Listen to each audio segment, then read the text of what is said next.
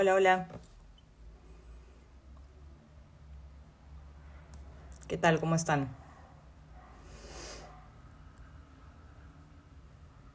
Hola, Tony. Hola, Fer.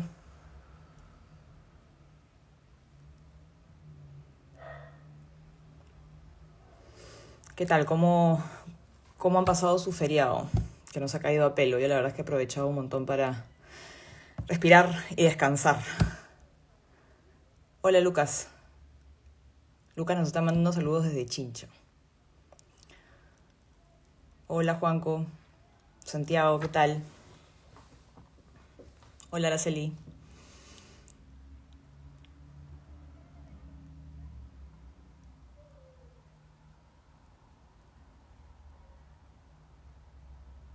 Hola, Ion. ¿Qué tal, Piero? Bueno, veo que muchos me preguntan sobre la vacancia.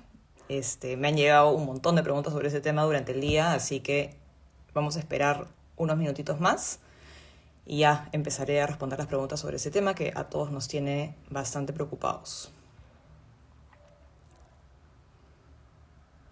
Hola, Patti.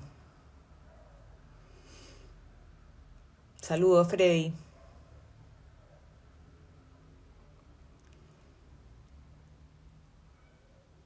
Acá nos están mandando saludos desde California y también he visto por ahí que nos han mandado saludos desde Massachusetts. Hola, Darío. ¿Qué tal, Franco?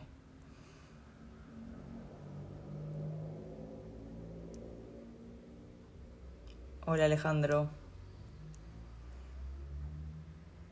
También nos mandan saludos desde Suiza.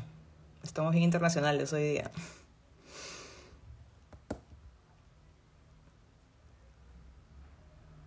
¿Qué tal, Kevin? También nos mandan saludos desde San Borja, York. Hola, Alonso.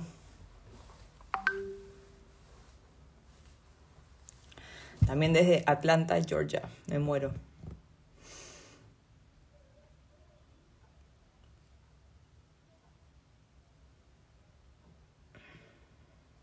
Acá Mari nos manda saludos de Chiclayo, desde Chincha también. Hola Rodrigo, ¿qué tal? Araceli nos manda saludos de San Borja, dice que es el mejor distrito.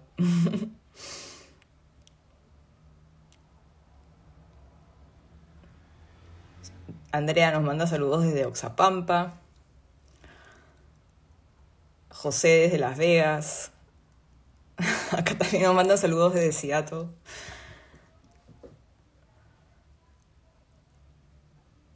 También nos mandan saludos desde el Callao, de Chimbote.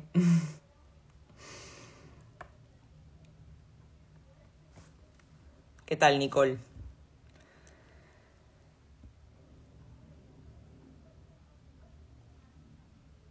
Hola, Kiari. Acá Gabriela nos manda saludos desde Arequipa. Alexandra desde Junín. Les mando un saludo y un abrazo a todos. Esperamos un ratito más y ya empiezo con las preguntas que me han venido mandando durante el día, que son varias, y también voy a ir tratando de responder las que me dan acá en el en vivo. A veces se me pasan un poco porque van pasando bien rápido, pero voy a hacer mi mejor esfuerzo.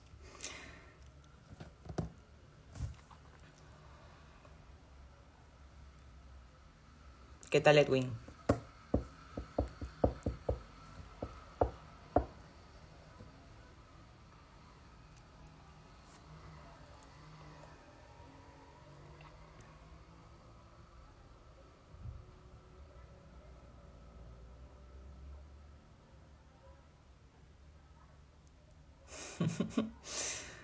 ¿Cómo estás, Álvaro?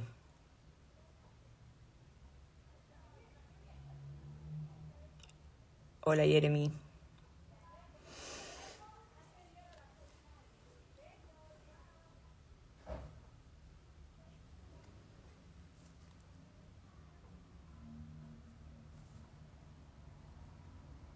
Hola Luciana. Bueno, creo que ya podemos empezar. Creo que voy a empezar por las preguntas que me están haciendo todos por acá, que es qué va a pasar con el tema de la vacancia y si es que vamos a promover otra moción de vacancia.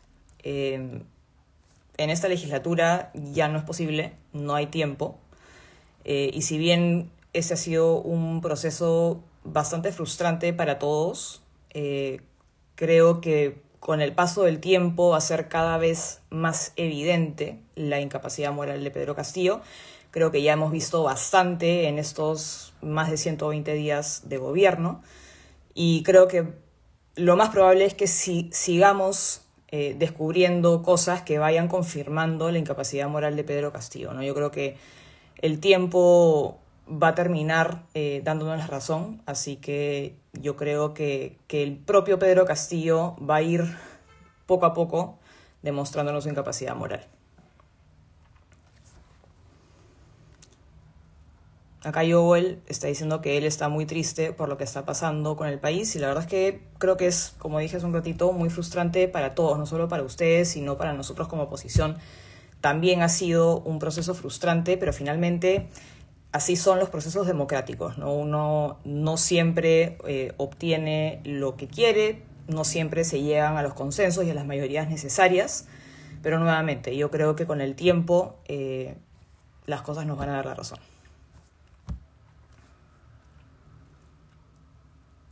Acá Nicolás pregunta si valió la pena haber presentado la moción de vacancia. Yo creo que sí.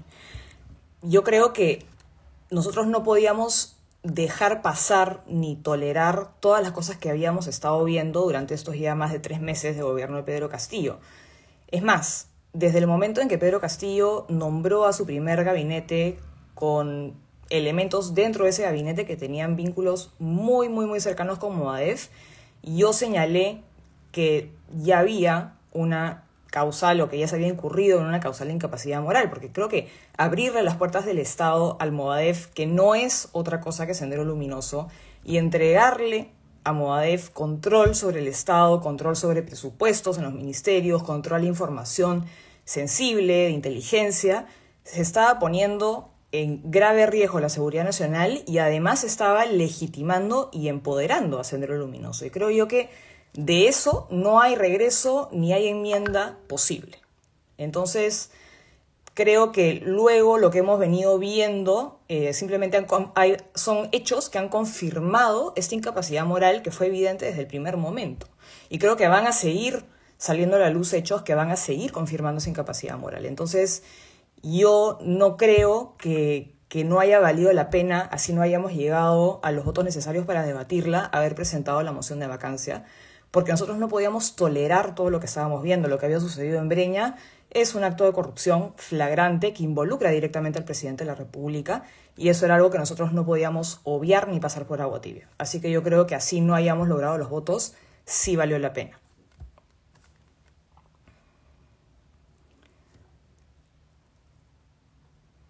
Acá Álvaro pregunta si con la bicameralidad una vacancia sería más fácil. No, yo creo que con la bicameralidad un proceso de vacancia, de hecho, sería más difícil porque tendría que pasar por un doble filtro. Y por eso creo que también que es positiva la bicameralidad, porque el tener un doble filtro hace que los procesos de control político y también los procesos legislativos sean mucho más pausados, mucho más reflexivos y creo que eso nos va a traer mucha más estabilidad.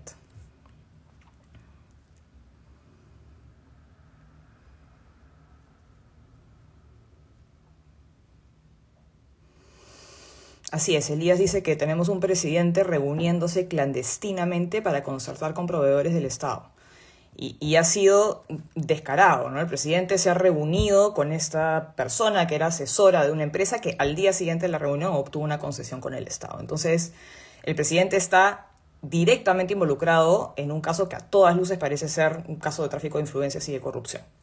Entonces, decir que eso no importa o que no es lo suficientemente grave, creo que es algo bastante cuestionable.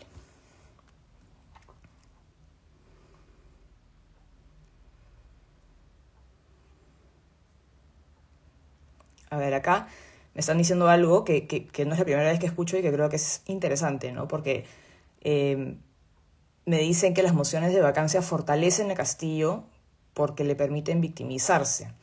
Yo no sé qué tan cierto es eso. Creo que hasta cierto punto le permiten victimizarse, pero también es cierto que el presidente se ha venido victimizando desde la campaña y desde el día en que asumió la presidencia. Digamos que su narrativa política, su discurso político se basa en la victimización.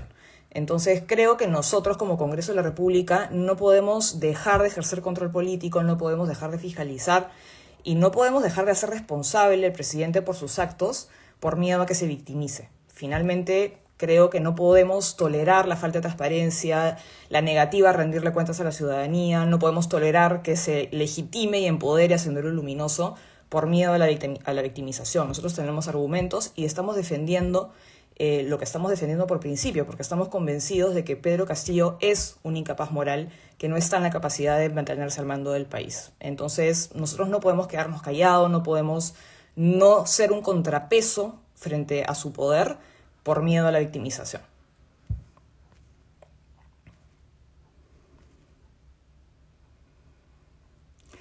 Acá Mari está preguntando si es verdad que nos van a sacar de Avanza País. No es verdad. Edwin de la Cruz, que es esta persona que se reunió con Pedro Castillo y que señaló que nos iban a expulsar a todos del partido, incluyendo a Hernando de Soto, es una persona que lleva enfrentando un proceso disciplinario dentro de Avanza País hace ya varios meses y de hecho esta semana concluyó el proceso disciplinario y se lo ha expulsado del partido. Y él, digamos, ha salido a dar estas declaraciones que no reflejan en lo absoluto la oposición oficial de Avanza País ni la posición de la bancada.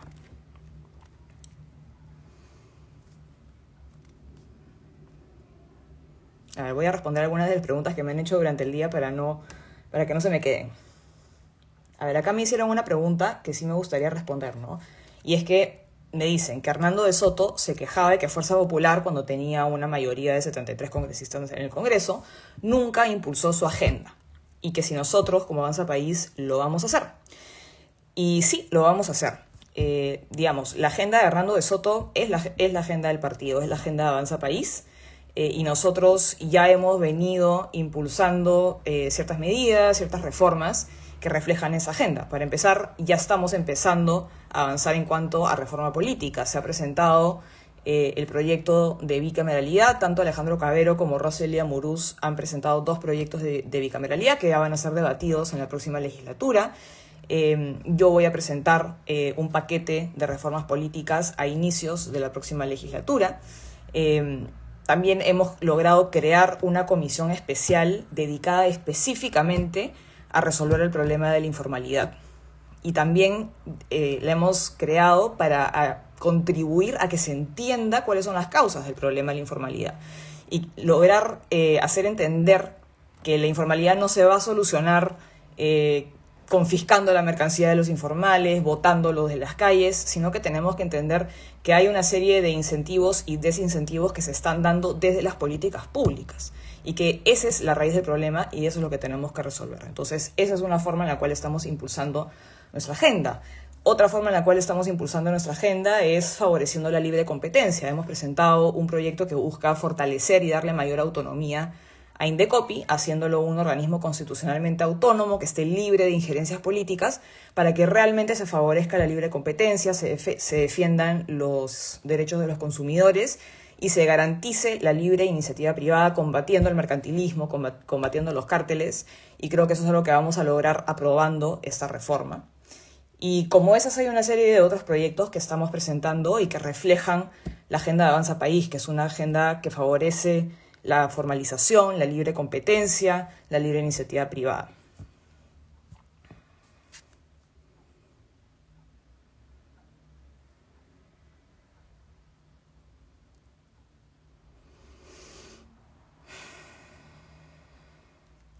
Acá me están diciendo que me están hablando muy mal de Julián Palacín, que es el presidente del Indecopi, que de hecho, luego de que aprobamos el dictamen que crea, o sea, digamos, que convierte a Indecopi en un organismo constitucionalmente autónomo, el mismo día en que se aprobó el dictamen en la Comisión de Constitución, él sacó un video insultándonos y atacándonos a Pati Juárez, a Gladys Echaíz y a mí, que somos la mesa directiva de la Comisión de Constitución, haciendo acusaciones sin ningún tipo de fundamento, claramente porque se siente, creo yo, personalmente amenazado, porque este proyecto de reforma lo que busca es que el presidente del Indecopi y el directorio de Indecopi sea elegido a través de un concurso público de méritos supervisado por distintas entidades públicas, ¿no? Por la PCM, por la Contraloría, por el presidente del Banco Central de Reserva, por el superintendente de Banca y Seguros. Entonces ya no depende únicamente de la PCM. Y creo que él se ha sentido amenazado y por eso ha salido a dar estas declaraciones vergonzosas desde mi punto de vista, porque estamos hablando de la cabeza de Indecopi, que es un organismo muy prestigioso que ha cumplido una función muy importante a la hora de garantizar el libre mercado y la libre competencia.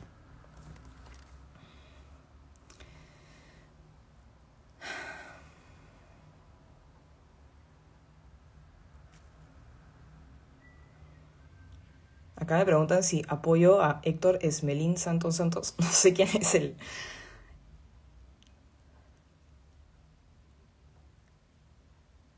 Acá Álvaro me está preguntando si Castillo disuelve el Congreso, ¿lo aceptarían? Y eso me lleva a una pregunta que también me hicieron durante el día, que es si es posible que cierren el Congreso. Yo creo que todo es posible, pero sería muy, muy, muy peligroso para la democracia que cierren el Congreso, ¿no? Y creo que es importante entender el Congreso como una institución que cumple un rol específico dentro de nuestro sistema democrático. Nosotros, como institución, representamos un contrapeso al poder del Ejecutivo y en el Congreso está representada toda la ciudadanía.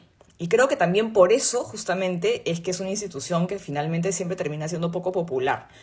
Porque como se representa a toda la ciudadanía en el Congreso, hay 130 personas que tienen ideas, opiniones, posturas totalmente distintas. Entonces, el proceso de toma de decisiones dentro del Congreso es un proceso bastante complicado. Se necesita mayorías y no siempre se logran esas mayorías. Entonces, eso finalmente termina siendo muy frustrante para la ciudadanía porque, digamos, no siempre se terminan tomando las decisiones que uno esperaría por ese tema. Somos 130 individuos, cada uno con una pequeña cuota de poder, que es su voto.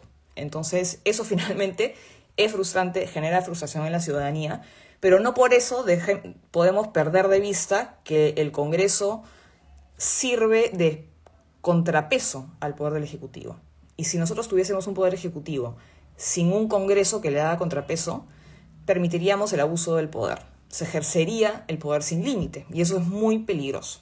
Entonces, pienso que es posible, todo es posible, se podría cerrar el Congreso, pero creo que nosotros, como ciudadanos, debemos entender cuál es el rol que cumple el Congreso de la República y oponernos a que ocurra una cosa así, porque eso implica romper con el Estado de Derecho, terminar con la separación de poderes, dañar nuestra democracia y finalmente poner en peligro nuestros derechos y nuestras libertades.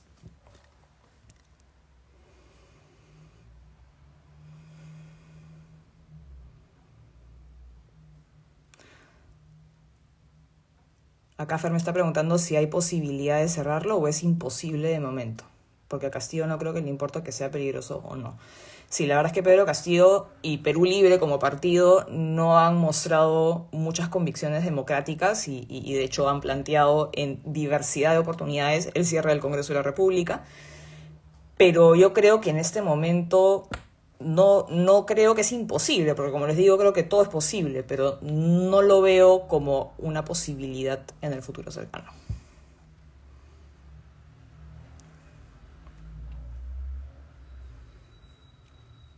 Acá Rodrigo me pregunta si debería volver la reelección de congresistas y qué opino sobre eso. Yo me he manifestado respecto a eso durante la campaña y en diversas oportunidades ya siendo congresista.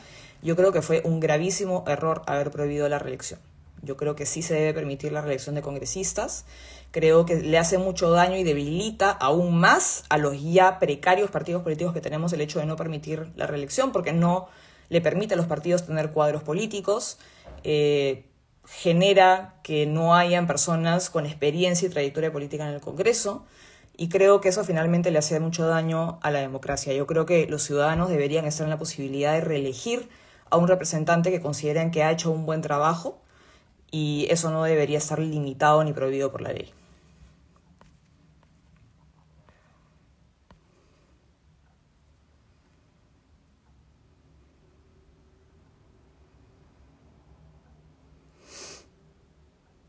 Acá Flor me está diciendo que hay mucha publicidad en las regiones para cerrar el Congreso. Bueno, yo creo que hay que combatir ese tipo de publicidad. Creo que cuando uno escucha en la calle ese tipo de posturas es importante combatirlas, y las ideas se combaten con otras ideas. Creo que es importante comunicar lo que les dije hace un momento, que el Congreso de la República, entendido como una institución, no como las personas individuales que están de paso por la institución en este momento, cumple una función importantísima de contrapeso al Poder Ejecutivo y de garantía de que el poder que tiene el Ejecutivo no se ejerza de manera abusiva. Y finalmente, eso es la única garantía que tenemos de que nuestros derechos y nuestras libertades no se vean amenazadas. Entonces, es muy importante tener al Congreso de la República como un contrapeso que fiscaliza al Ejecutivo y que representa a los intereses de toda la ciudadanía con sus distintas posturas y con sus distintas ideas. Entonces, es importante combatir esas ideas con ideas.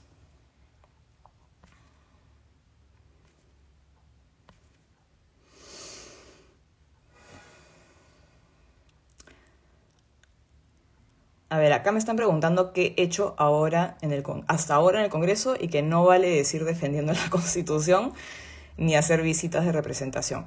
Bueno, he presentado varios proyectos de ley, que de hecho justo hace un ratito estábamos hablando de cuál es la agenda de Avanza País, y los proyectos de ley que he presentado van en la línea de la agenda de Avanza País, ¿no? Sobre todo en cuanto a la garantía de la libre competencia, y sobre todo de la desburocratización del Estado. He presentado un proyecto de ley que facilita al ciudadano poder denunciar barreras burocráticas frente al Indecopi. Hemos visto cómo en las municipalidades, sobre todo, se ponen muchas barreras para los emprendedores. Cuando uno quiere sacar un permiso para abrir una bodega o para abrir una tienda, uno siempre se encuentra con trabas. Entonces, he presentado este proyecto de ley que básicamente facilita el procedimiento de denuncias de barreras burocráticas para que sea más fácil para el ciudadano poder lograr la eliminación de barreras burocráticas. Entonces, esa es una de las propuestas que yo he planteado. He planteado también un proyecto de ley para poder facilitar el proceso de despliegue de infraestructura de Internet de banda ancha. Esto nuevamente es un problema que encuentran las empresas de Internet cuando piden permisos frente a las municipalidades. Entonces, lo que yo he planteado en este proyecto de ley es que si una empresa cumple con todos los requisitos legales para poder obtener el permiso para instalar la infraestructura, la aprobación se lleva a cabo de manera automática y la municipalidad fiscaliza en el proceso.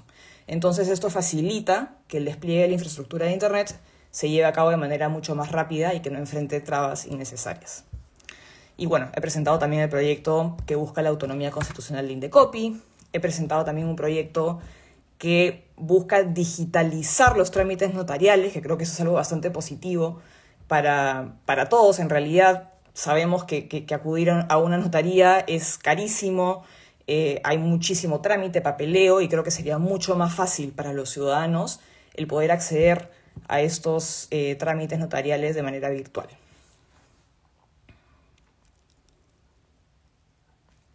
Me estaba olvidando también. Voy a presentar la próxima semana un proyecto de ley que crea un régimen laboral permanente para el teletrabajo, porque durante la pandemia, a través de un decreto supremo, se habilitó la posibilidad del teletrabajo, pero, digamos, se necesita un marco jurídico que sea permanente, no pensado únicamente para la emergencia sanitaria, y ese proyecto de ley lo voy a presentar la próxima semana.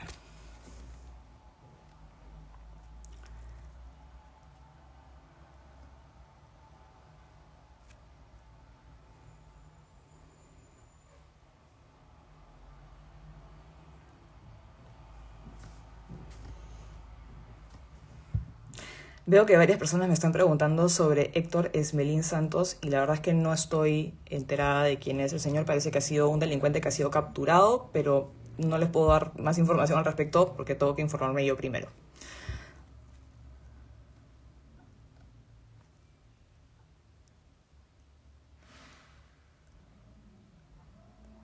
Sebastián me pregunta si es teletrabajo o trabajo remoto. Es una ley que regula el teletrabajo. Lo voy a presentar la próxima semana, así que cuando esté presentado les voy a contar exactamente cuál es su contenido.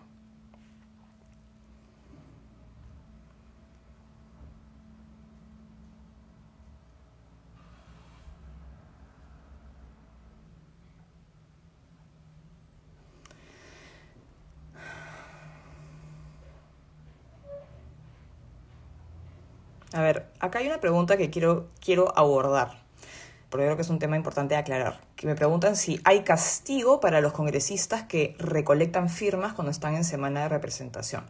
Y no hay castigo porque no tiene nada de malo, no hay nada de incorrecto. Yo creo que así como el señor Guillermo Bermejo durante su semana de representación y durante el tiempo que él no le dedica a estar en el pleno o en comisiones, tiene todo el derecho de salir y abogar a favor de la Asamblea Constituyente, aunque yo considero que esa es una medida inconstitucional, pero creo que vivimos en una democracia en la cual hay libertad de expresión y el señor tiene toda la libertad de ir a recolectar firmas a favor de su Asamblea Constituyente. Lo que no puede hacer es hacerlo en momentos en los cuales debería estar acudiendo a comisiones o debería estar en el pleno. Y si no va a acudir al pleno, tiene que pedir una licencia.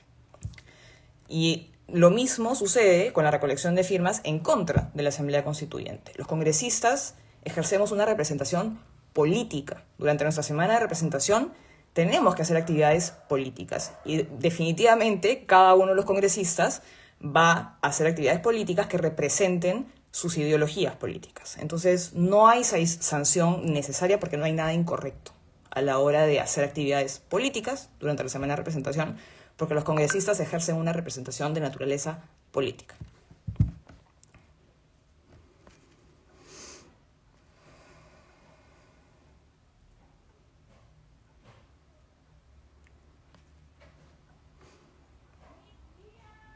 A ver, chicos, creo que se me están quedando muchas preguntas de las que me han hecho durante el día y no quiero dejar de responderlas. Me han preguntado ¿qué es lo que se necesita para vacar a Pedro Castillo? Bueno, creo que primero se requiere que el presidente incurra en una causal, cosa que consideramos que ha ocurrido. Le ha abierto las puertas del Estado a Sendero Luminoso. El MOAF es Sendero Luminoso, lo ha legitimado, lo ha empoderado. Y desde ese momento en adelante creo que hay una incapacidad moral evidente que se ha venido manifestando en otras denuncias que hemos podido conocer, como por ejemplo el caso de Breña. Sin embargo, para poder, digamos, lograr una vacancia se requieren 87 votos, es decir, se requiere que haya consenso respecto a esta incapacidad moral, lo cual no ha sucedido hasta el momento. Y eso es muy frustrante para ustedes, para mí también, pero así son los procesos democráticos. Entonces, se requiere el consenso respecto a la incapacidad moral, que desde nuestro punto de vista es evidente.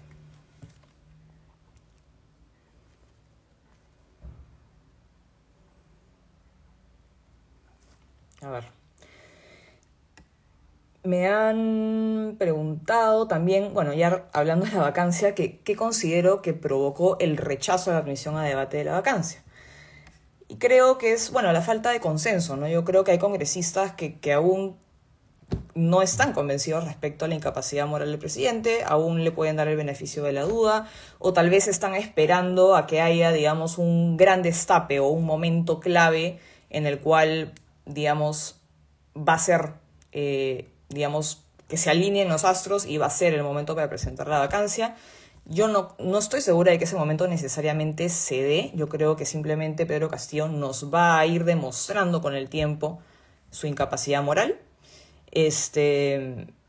Pero creo que el peligro de esperar, digamos, este gran momento o este gran destape es que finalmente estamos dejando pasar un montón de otras cosas que son bastante graves, como que se haya pretendido copar a las Fuerzas Armadas a través de tráfico de influencias y sobre todo pasando por encima de las normativas internas de la institución de las Fuerzas Armadas y, lo que es peor, tomando represalias contra las personas que se negaron a violar la ley.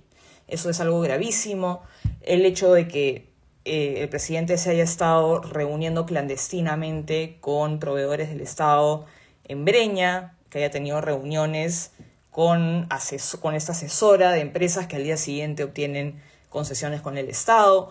Todos estos son hechos muy, muy, muy graves que creo no deberíamos estar dejando pasar.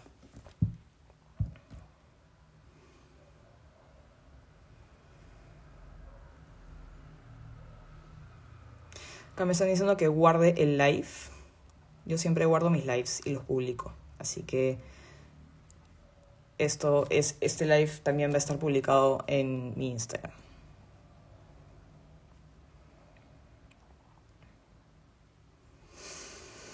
A ver, acá Roberto me dice, si cambian la figura de vacancia para que sea más fácil, eso puede ayudar, pero en un futuro destituir un gobierno que lo haga bien o mal.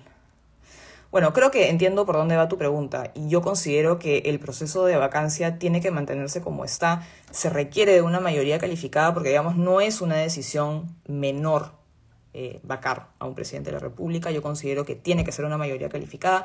He escuchado por ahí opiniones que dicen que se debería disminuir la votación requerida. Yo estoy en total desacuerdo con eso porque creo que es un proceso que requiere de un consenso importante.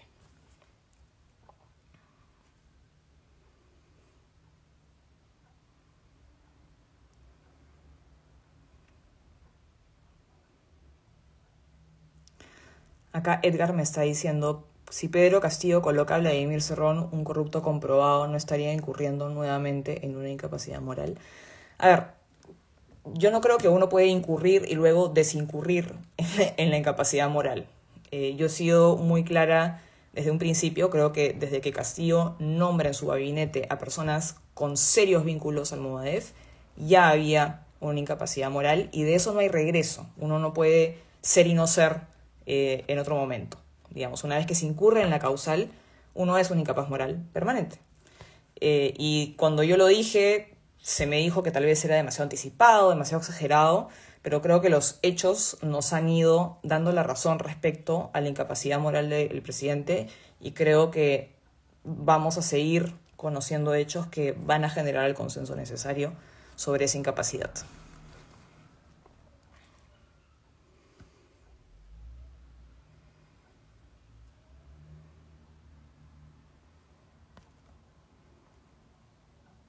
Acá Piero me vuelve a preguntar si creemos que van a cerrar el Congreso. Nada es imposible, pero yo no lo veo como algo factible en el futuro cercano. A pesar de que Pedro Castillo y Perú Libre lo han propuesto en diversas oportunidades, no creo que sea una posibilidad en este momento.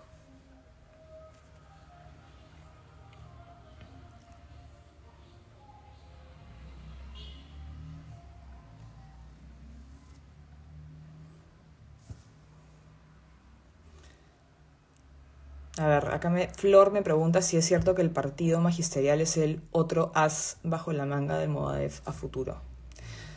Bueno, es que el partido, el FENATE, que es este sindicato que acaba de ser reconocido por el Ministerio de Trabajo, es un partido que tiene elementos, que tiene también muchos vínculos con Movadef. Entonces no me queda a mí la línea de distinción clara entre el FENATE y Movadef. Pero esa es mi opinión.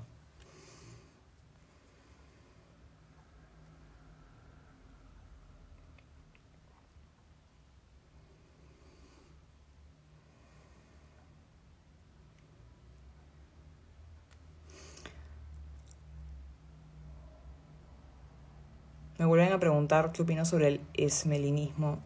No he podido informarme respecto a esto, así que se los voy a poder responder cuando lo sepa. Miguel me pregunta que si se cierra el Congreso, ¿se da un golpe de Estado? Sí, cerrar el Congreso es dar un golpe de Estado.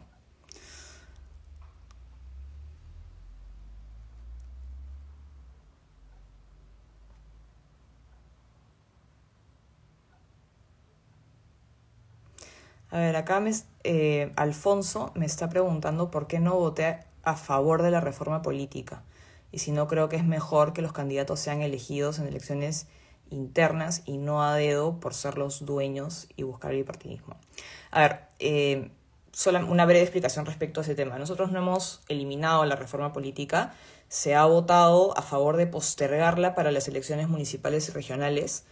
Y esto lo hemos hecho porque el propio Jurado Nacional de Elecciones y la propia OMPE nos dijeron que ellos no estaban en la capacidad de poder ejecutar esa reforma en la siguiente elección. Entonces nosotros hemos prorrogado la aplicación de esta reforma hasta la siguiente elección. Y las reglas que se aplican a la próxima elección, a las próximas elecciones regionales y municipales van a ser las mismas reglas que se aplicaron para la última elección presidencial y parlamentaria que hemos tenido. Sí hay una obligación de los partidos de llevar a cabo elecciones internas. Lo que se ha postergado es la realización de las PASO, que son estas primarias abiertas todas obligatorias. ¿Y qué implican estas PASO? Que es que se obliga a toda la ciudadanía a ir a votar en elecciones internas del partido que ellos prefieran. Así no estén afiliados a ese partido. Yo personalmente discrepo de esta medida. Yo no creo que sea positiva, pero no se ha eliminado, se ha postergado. Entonces, eso es lo que hemos votado en el Congreso y las elecciones internas se siguen llevando a cabo dentro de los partidos. Los partidos están en la obligación de llevarlas a cabo y pueden ser un militante, un voto, o pueden ser a través de listas de delegados. Pero las elecciones internas sí son una obligación.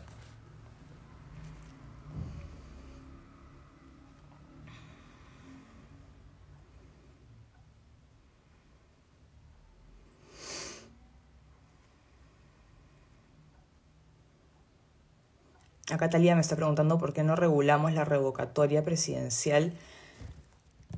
Yo tengo mis dudas respecto a esa medida. Pero creo que es algo que definitivamente se puede evaluar, se puede revisar, pero yo tengo mis dudas respecto a la conveniencia de esa medida, porque finalmente nuestro sistema democrático es representativo, ¿no? Nosotros no tenemos un sistema de democracia directa. Y creo que la revocatoria presidencial colisiona con nuestra democracia representativa. Para que no se me pasen las preguntas que me han hecho durante el día. Me han preguntado si cabe la figura de acusación constitucional del presidente de la República. Sí. Las causales de acusación constitucional contra el presidente de la República están contempladas en el artículo 117 de la Constitución. Me han preguntado también si es que vamos a censurar al ministro de Educación y al ministro de Transportes y Comunicaciones. Ya se ha anunciado la censura contra el ministro de Educación, se están recolectando las firmas. No se ha anunciado aún la censura contra el ministro Silva. Yo personalmente considero que sí debe ser censurado y espero que se puedan recolectar las firmas durante los próximos días para proceder con ese proceso.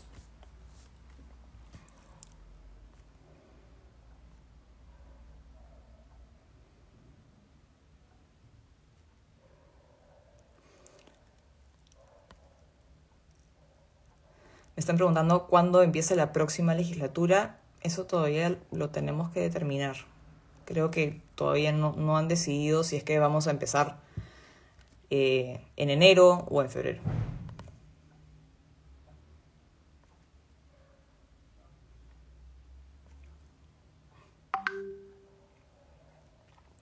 Acá Benja me dice, volviendo un poco al tema de la reforma política, que prefiere las PASO que elegir candidatos a dedo. Nuevamente, las elecciones internas son obligatorias para los partidos políticos y se llevaron a cabo en la última elección y van a tener que llevarse a cabo para las elecciones municipales y regionales. Y yo, tengo discrepancias respecto a las PASO, para empezar porque estoy en contra del voto obligatorio. Entonces me parece que no se debería obligar a los ciudadanos a ir a votar en las elecciones internas de un partido con el cual no tienen ningún tipo de afiliación, ningún tipo de vínculo ideológico. Estoy en contra de eso por principio.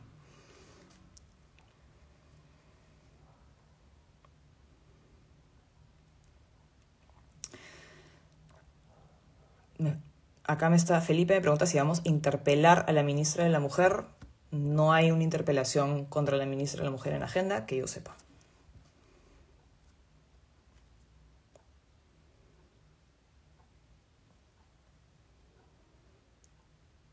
César me dice que el voto debería ser voluntario. Estoy totalmente de acuerdo contigo y de hecho a inicios de la próxima legislatura voy a presentar un paquete de proyectos de reforma política, entre los cuales está el proyecto de voto voluntario. Y también voy a presentar el proyecto de los distritos uninominales y de la renovación del Congreso.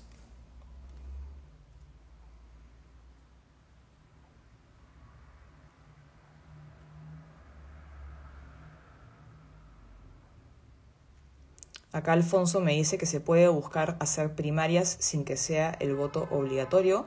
Sí, por supuesto. Y eso es lo que sucede ahora. Hay primarias internas, por decirlo de alguna manera, de los partidos políticos y no son obligatorias. Simplemente los que están afiliados al partido participan en la elección.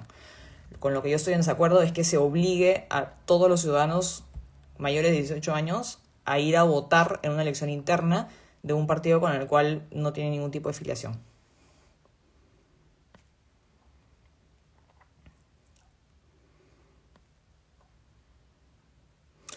Acá me están preguntando cuándo comemos una pizza con piña. Hace tiempo que no como pizza con piña. Creo que voy a pedir hoy día.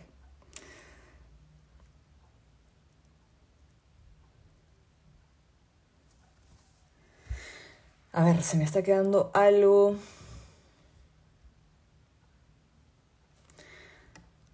Bueno, me han preguntado también cómo va el proyecto de ley sobre la bicameralidad y ya se han presentado 2 proyectos de congresistas de mi bancada. Alejandro Cabero y Roselia Muruz han presentado cada uno un proyecto de bicameralidad y se va a debatir, creo yo, ya a partir de la próxima legislatura. Y el proyecto de ley del voto voluntario lo voy a presentar a inicios de la próxima legislatura en un paquete de reformas políticas.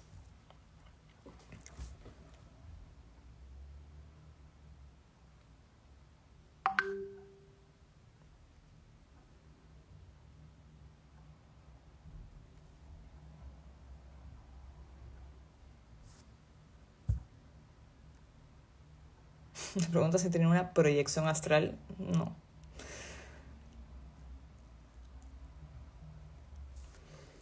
A ver, creo que se me están quedando algunas preguntas. Me han preguntado también si creo que en las próximas elecciones presidenciales habrán buenos candidatos liberales. Y yo creo que deberían haber buenos candidatos liberales. Para empezar, creo que la derecha y el liberalismo han estado mucho más activos políticamente en el último año, diría yo. Y creo que eso definitivamente se va a traducir en que haya mejor representación del liberalismo con el paso del tiempo. Y creo que es importante participar, involucrarse activamente en política, hacer activismo político, para ir formando un nuevo movimiento de derecha que realmente tenga representación.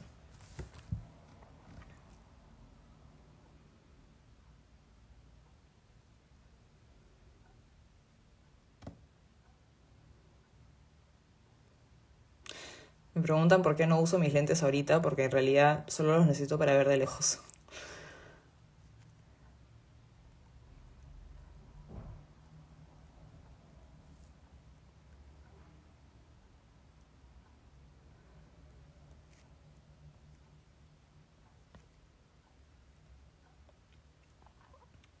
Me preguntan, no me preguntan, me dicen que Jaime Bailey debería postular. No creo que él tenga ningún plan de postular a la presidencia.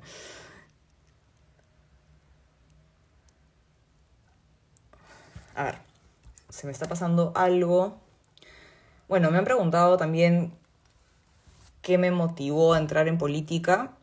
La verdad es que a mí me gusta muchísimo la política. Creo que si hay algo que me apasiona es la política.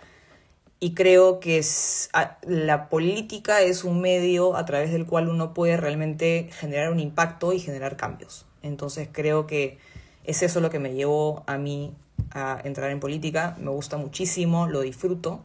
Creo que es muy importante la difusión de ideas políticas y creo que es algo en lo cual los jóvenes deberían involucrarse más. Creo que también respondiendo a otra de las preguntas que me hicieron, que es ¿qué le recomendarías a los jóvenes que quieren entrar a política? Creo que es importante tener discusiones políticas, no evadir el conflicto, no evadir las discusiones por miedo, digamos, a pelearse. Yo creo que es importante tener las discusiones, asumir una postura, informarse, contrastar nuestras ideas con las ideas de otros, estar dispuestos también a cambiar de opinión cuando uno frente a la evidencia ve que está equivocado. y creo que hacer activismo, incluso involucrarse activamente, incluso en un partido político o en algún movimiento político, es algo que los jóvenes deberían hacer cada vez más para poder generar un nuevo movimiento político liberal de derecha.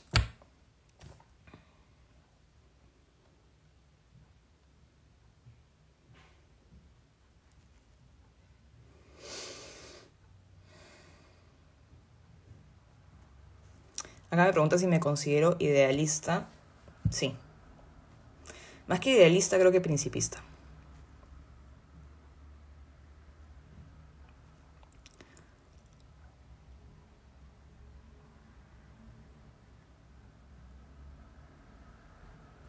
A ver, acá me están preguntando por qué me salí de la comisión para elegir al Tribunal Constitucional, y eso es lo que me han venido preguntando bastante durante la semana. Los motivos por los cuales, bueno, en realidad no me he salido de la comisión, creo que es importante precisar eso. Simplemente salí del puesto de secretaria de la comisión, básicamente porque no estoy de acuerdo con cómo se ha venido llevando a cabo el manejo de la comisión por parte de su presidente. Creo que no se ha estado realizando un trabajo prolijo. Varios congresistas han protestado frente a esto, y finalmente la mesa directiva de una comisión es responsable por el manejo de la comisión y por el trabajo que se realiza dentro de la comisión, y es por eso que yo decidí dar un paso al costado y no estar más en la secretaría de la comisión. Sin embargo, sigo siendo miembro de la misma, así que sí voy a participar del proceso de selección de los candidatos.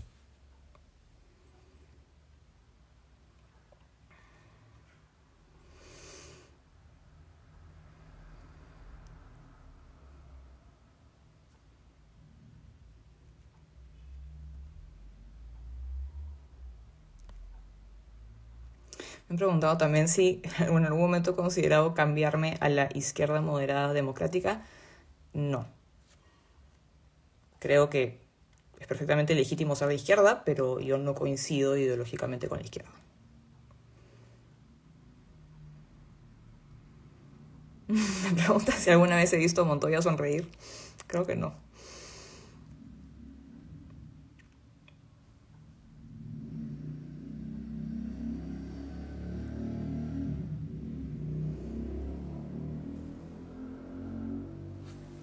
A ver, he visto que me están preguntando bastante sobre la vacunación obligatoria, y es una de las preguntas que me han hecho también durante el día. Yo la verdad es que por principio estoy en contra de que se obligue por ley a las personas a vacunarse. Yo creo que evidentemente tenemos que buscar, yo estoy a favor de las vacunas, creo que todos deberíamos vacunarnos y lograr que la mayor cantidad de personas estén vacunadas, pero considero que las formas a través de las cuales el Estado incentiva la vacunación tienen que ser lo menos restrictivas de la libertad posibles. Y yo creo que hay distintas maneras en las cuales el Estado podría incentivar la vacunación sin necesidad de obligar a todos por ley a vacunarse. Y creo que eso es algo que, digamos, estoy evaluando todavía, porque a partir del viernes entran en vigencia una serie de medidas restrictivas para poder ingresar a lugares cerrados, a lugares públicos, a centros comerciales, y creo que se debería evaluar una medida alternativa que restrinja menos la libertad de tránsito de los ciudadanos y que al mismo tiempo incentive la vacunación. Pero nuevamente estoy evaluando esto. Entiendo que Alejandro Muñante ya ha presentado un recurso contra estas restricciones, y seguramente voy a conversar con él para ver de qué manera podemos abordar mejor el problema y, digamos, asegurar la salud pública, asegurar que cada vez más peruanos estén vacunados sin necesidad de incurrir en restricciones a la libertad.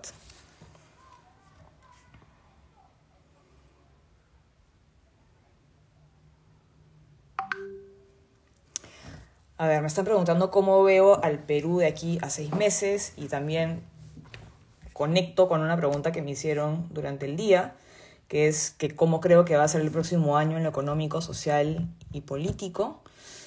Creo que va a ser un año complicado, sobre todo en lo económico, y hemos visto cómo la inversión privada va a ser negativa durante el próximo año. El Ejecutivo ha generado un nivel de incertidumbre que no nos va a ayudar a recuperarnos económicamente, sino todo lo contrario. Políticamente probablemente sigamos en esta crisis, porque sabemos que este gobierno ha demostrado no estar en la capacidad de tomar las riendas de este país y de sacarnos de la crisis económica y sanitaria en la cual estamos. Pero creo que justamente por eso es un momento en el cual tenemos que estar unidos. Creo que tenemos también nosotros desde el Congreso una enorme responsabilidad.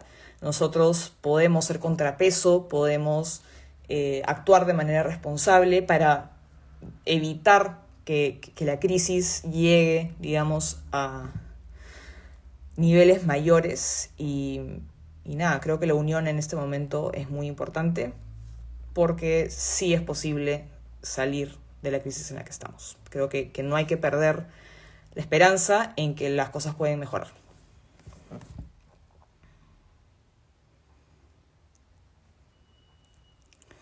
Pregunta si tenemos pensado interpelar al ministro de Economía. Por el momento, no.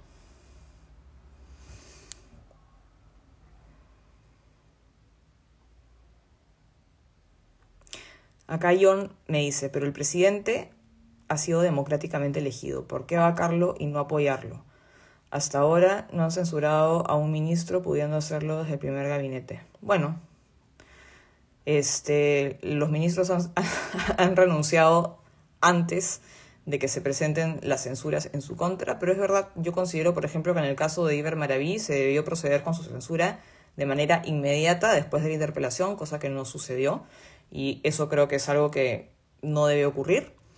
Pero sí me gustaría referirme al tema de que el presidente ha sido democráticamente elegido. Eso, digamos, no lo estamos negando, pero es importante entender que el hecho de ganar una elección no le da a un presidente carta blanca para pasar por encima de las instituciones, para pasar por encima de la ley. Ganar una elección no convierte a un presidente en un intocable que no responde ante nadie y que no tiene que respetar ninguna norma, ninguna ley, ni la Constitución. Entonces, si nosotros simplemente entendemos la democracia como ganar elecciones, podríamos decir que alguien como Nicolás Maduro es un gran demócrata, o que, digamos, Ortega en Nicaragua también es un gran demócrata, y creo que eso está bastante alejado de la realidad. La democracia no solamente es ganar elecciones, es también respetar la ley, respetar y fortalecer las instituciones, respetar la Constitución, actuar con transparencia, rendirle cuentas a la ciudadanía. Todas esas son cosas que Pedro Castillo no está haciendo.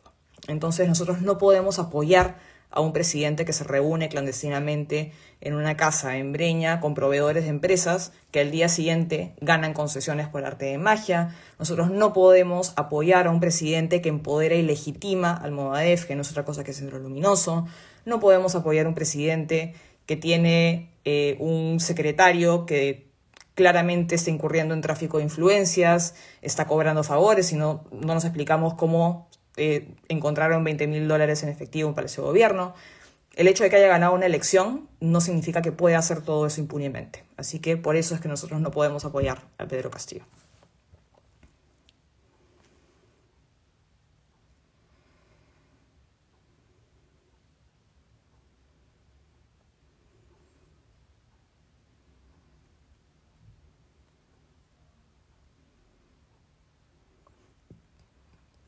A ver, acá León se está diciendo, no entiendo por qué no pueden censurar a Pedro Franque, todo porque es amigo de varios tibios.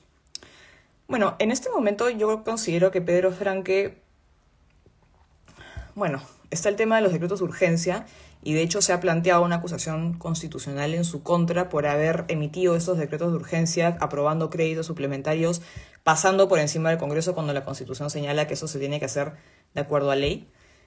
Así que eso va a tener que seguir su proceso.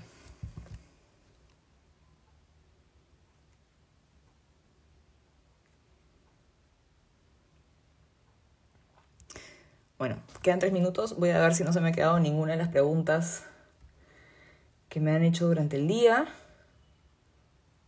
Creo, bueno, sobre el tema, ya que estábamos hablando sobre la crisis económica y lo que nos espera el próximo año, también me preguntaron si es que nosotros desde el Congreso podíamos hacer algo para evitar el cierre de las Bambas o de los proyectos mineros. Nosotros no podemos hacer nada para evitar el cierre de minas como las Bambas. Eso está ocurriendo en gran medida por la incertidumbre que está generando el gobierno. Mirta Vázquez, con el anuncio del cierre arbitrario de 4 minas, generó un nivel de incertidumbre gigantesco. Hay conflictos sociales que no están siendo manejados por el gobierno y todo eso genera un nivel de incertidumbre y de inseguridad jurídica que finalmente lleva a que las empresas se retiren del Perú porque no quieren correr el riesgo de perder, digamos, su inversión, o simplemente no pueden asumir ese nivel de incertidumbre económicamente. Entonces, nosotros desde el Congreso, nuevamente, podemos fiscalizar, podemos hacer de contrapeso, pero el nivel de incertidumbre que se está generando depende del Ejecutivo.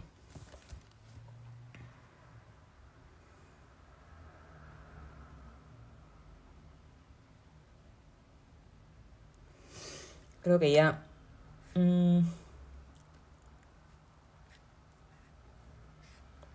Creo que ya respondí todas las preguntas. Y ya son las 8.